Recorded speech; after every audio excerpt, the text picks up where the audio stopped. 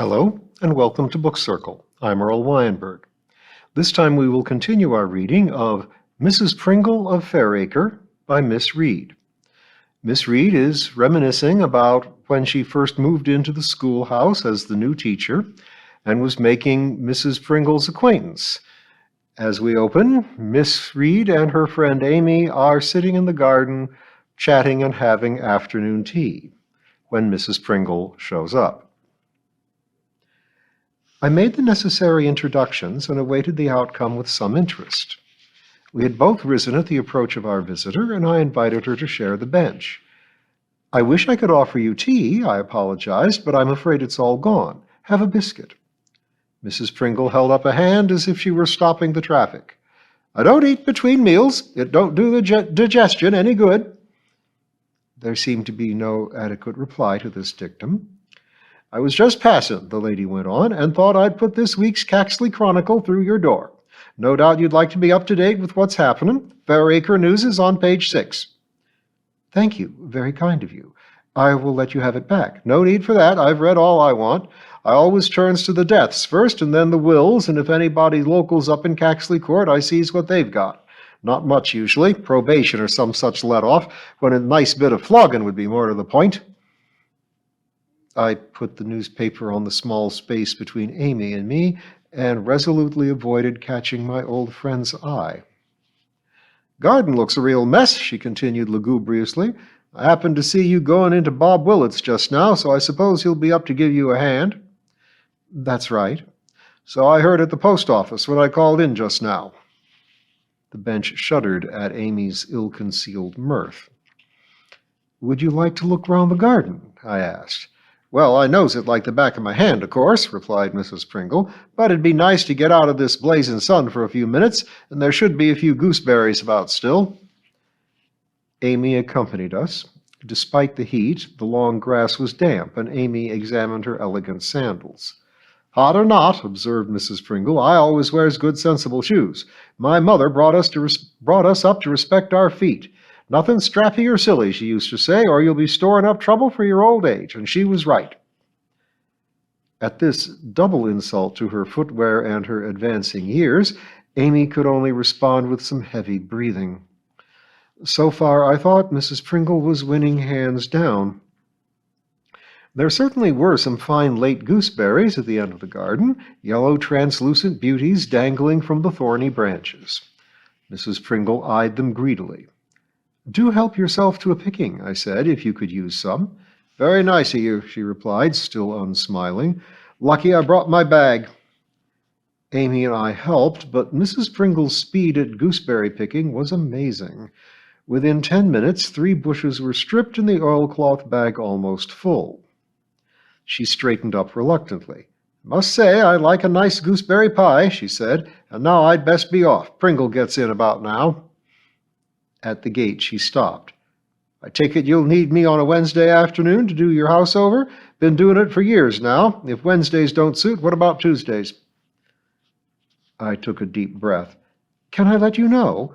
I should like to see if I can manage on my own for a bit, but thank you for the offer." For the first time that afternoon, she looked taken aback. "You saying you don't want me?" "Not at the moment. Let's see how things go." Without a word, she opened the gate and set off down the lane, her heavy bag swinging dangerously. "Well," exploded Amy, "what a miserable old faggot!" This archaic expression from my childhood days made me laugh. "So rude," continued Amy, "criticizing my sandals, and greedy, too. Why, she's got enough gooseberries there to make 2 dozen pies." "So you don't take to Mrs. P? She did offer to help in the house, you know." "I thought you handled that very well," said Amy, with rare praise. "Personally, I wouldn't employ her for a pension. The wicked old harridan. Let's unlock the house and have a look around. It might lower our blood pressure after that encounter." "We certainly need something," agreed Amy, following me. Later that evening, we discussed the afternoon's events and made our plans for the next few days. Amy had volunteered to help me paint the downstairs walls. Upstairs, we agreed, could wait until later. We proposed to go into Caxley in the morning and choose emulsion paint and brushes, and also to buy curtaining material for the main living room, at present my predecessor's dining room. For all Amy's elegance, she was a great one for practical pursuits, and I welcomed her cooperation in the decorating project. My furniture was due to arrive at the end of the week, and, all being well, we should have the house clean and ready for it. "Without Mrs. Pringle's assistance?" queried James, much amused by his wife's volte-face on the employment of Mrs. Pringle in my house. "Absolutely without," snapped Amy. "I bet she comes along to see what we're doing, though," I prophesied. "If I know anything about village life, she won't be the only one," rejoined James. He was right. Over the next few days, as Amy and I toiled with our brushes and some rather exquisite pale gray paint, we had several visitors. The first was more than welcome, for it was Bob Willett. "I really ought to come up to get your twitch out," he volunteered. It sounded rather a medical matter until Amy said she had far too much couch grass in her border, and I remembered the country name for this wretched weed. "But I could give you a hand in here instead," he offered, looking at the half-done walls and then the floorboards. "You wants to wipe up with a bit of damp rag as you go," he says. "Shall I take a turn?" "No, no," we protested. "You carry on in the garden, and we'll muddle along in here." He went rather reluctantly. Our next visitor was the milkman, a cheerful young man with a splendid black beard, who said he would come on Monday, Wednesday, and Saturday if that was all right. We said it was. "And if I was you," he added, looking at the floor, "I'd wipe up that paint as it falls." An hour later, Mrs. Partridge, the vicar's wife, called in and gave us a welcome invitation to tea any time between 4 and 5. "Just when you've finished one wall or something," she said vaguely. "In fact, whenever it's convenient to stop." She admired our handiwork in a most satisfactory way, and only noticed the floor as she went out. Now, I believe Bob Willett carries a piece of wet cloth with him when he does work for us, and he wipes up the paint as he goes along. He says it saves a lot of trouble later." We said that he had been kind enough to pass on this tip already. At 2:30, Mrs. Pringle appeared, paused on the threshold, and drew a deep breath. Oh dear," she groaned, shaking her head. "My poor floor." I did not like to point out that it was in fact my floor, but invited her in to see our efforts. She approached gingerly, stepping over the larger blobs of paint with exaggerated care. "I didn't come in here to pry," she said unnecessarily, "but as I was going over to the school to check the supplies was all right for next term, I thought I'd just look in." "Well, what do you think of it?" I asked, inviting the bolt from the blue. "It'll show the dirt," she said, and departed. The rest of the summer holiday was spent mainly in getting the house to rights. As all those who have moved house know, nothing was straightforward. 2 of the windows were stuck fast and needed Mr. Willett and a hefty friend to release them, breaking one pane in the process.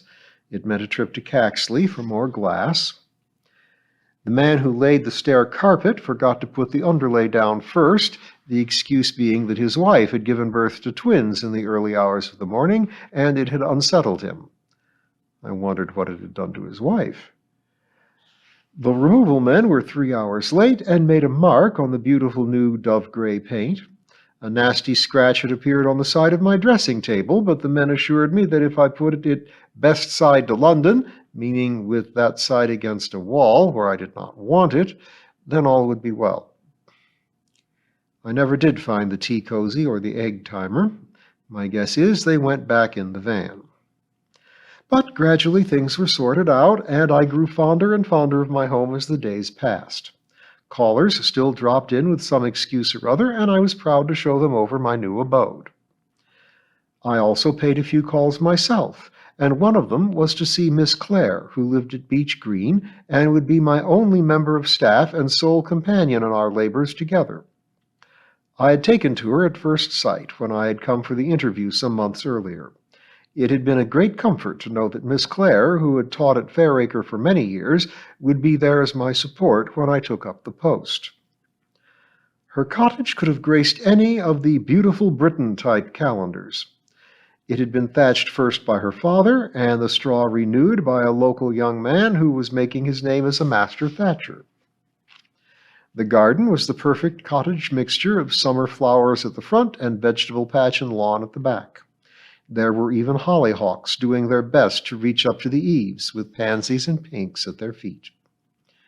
In the distance, the downs shimmered in a blue haze of heat, and I was glad to prop my bicycle against the fence and to sit in the cool sitting room. A fat tabby cat basked on the window sill. A lark poured forth a torrent of song above the field beyond the garden, and I could understand the inner peace which gave Dolly Clare such strength and calm. She was a tall, slender woman, dressed this afternoon in a dark blue linen frock which highlighted her white hair and pale skin. She'd been a pupil at Fairacre School, and had then gone on to become a pupil teacher, encouraged by the headmaster of that time, Mr. Wardle, who recognized in this quiet 14-year-old the makings of a first-class teacher. She and her lifelong friend Emily Davis had trained together and both taught locally for many years, known officially as uncertified teachers, but like so many thus designated, were efficient, dedicated, and much loved by pupils and parents. The vicar had told me all this. It was plain that he had a high regard for Miss Clare, as had I, too. We discussed a few practical matters concerned with the timetable, and then, inevitably, the subject of Mrs. Pringle cropped up. I told her that I had decided to postpone any firm invitation to the lady about working in the schoolhouse, and she nodded approval. She's not an easy person, as no doubt you've guessed. In any case, the position now is rather different. When we had a headmaster, it was the wife who coped with the domestic side. Now you have to deal with her at school and in your home. Very wise to take it step by step. Why is she so difficult? Miss Clare smiled. I expect present-day psychologists would blame some childhood trauma or even heredity, as no one these days seems to accept the fact that evil is as rife today as it ever was. I wouldn't have labeled Mrs. P as evil, I protested, just a bit of a misery. Well, that's true, but why she is such a misery is a mystery. I suppose I've known her longer than most people in Fairacre. Did you teach her? No, she was brought up in Caxley, born there too, I believe, and was the first child. But she had relations in Fairacre, an aunt and uncle, though whether they were blood relatives or simply friends of her parents, I don't know. But they used to have her for visits during the school holidays, so I used to see her about. What was she like as a child? Much the same as she is today, said Dolly Clare, looking amused. The first time I came across her, she had been sent to this aunt because the next child was coming into the world. She was particularly resentful, and we all put it down to temporary jealousy, quite common at these occasions. Did it pass? No, I can't say it did. And when another baby turned up, it made things worse. Mind you, I don't think the two younger children were the reason for Maud being so gloomy. I realize now that she was that by nature, and time has proved it. Well, I'm glad to know that my reaction to the lady is pretty general, and I'm glad to know her name is Maud. But don't dare call her by it, warned Miss Clare. She would look upon that as terribly familiar. No, Mrs. Pringle it must be, I assure you. I promised to remember. On the night before term began, as I prepared for bed, I thought how lucky I was to have obtained this post in Fairacre. I had already made friends with Dolly Clare, Bob Willett, and the kind vicar and his wife, and was on nodding terms with most of the other local inhabitants. My house was as straight as one could reasonably expect in the time, although the new curtains, being made by someone Amy had recommended, were still not done, and there was a strange ticking noise at night which I could not track down, and only prayed it was not something gruesome like Death Watch beetle at work. The school gleamed from Mrs. Pringle's labors, and a strong smell of yellow soap mingled with carbolic disinfectant greeted one as the door opened. The stocks of books, stationery, and educational apparatus seemed adequate, but I had been busy with a list of further requirements which I hoped would soon be forthcoming. All in all, I climbed into bed that night in a hopeful frame of mind. Amy had once said, "Will you feel lonely out there in the wilds?"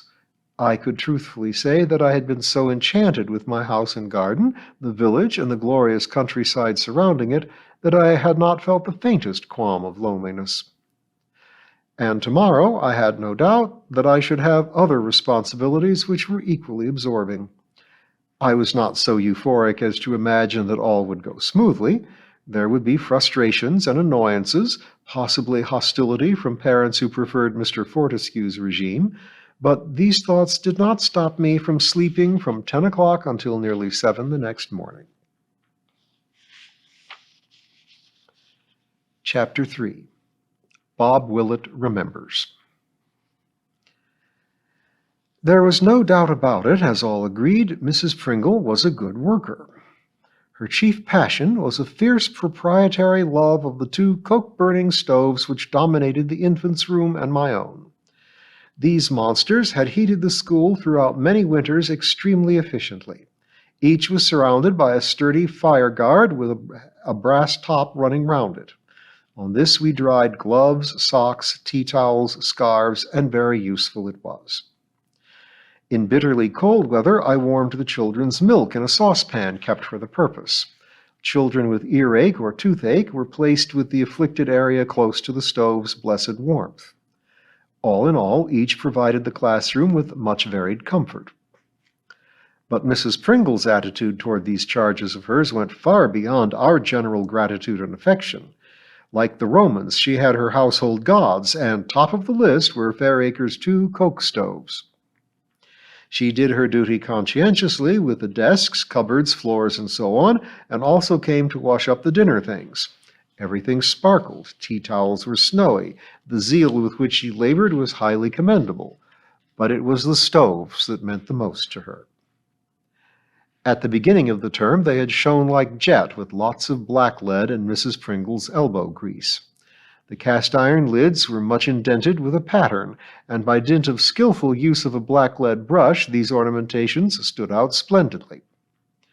A light dusting was really all that was needed to keep them in pristine condition for the first few weeks. Even so, I noticed that the blacklead brush appeared now and again to keep them just as Mrs. Pringle wanted. We were lucky with the weather, and it was not until half-term that the first chill winds of October began to blow. I had been looking forward to tidying up the garden. Fallen leaves were strewn everywhere, and the dead spires of lupins, delphiniums, and other summer plants needed cutting down. The lawns were in need of mowing and edging, and the plum tree had surpassed itself with a harvest of yellow fruit which bid fair to nourish the whole village. But my plans were frustrated by the weather. Rain lashed across the garden, the distant downs were invisible, and it was so cold that I lit a fire in my sitting room. Amy rang to see how I was getting on, and I vented my frustrations into her listening ear. As Burns says, the best laid schemes of mice and men gang after gley, she quoted. I was not comforted. Well, my schemes certainly have ganged agley, I told her. What about yours?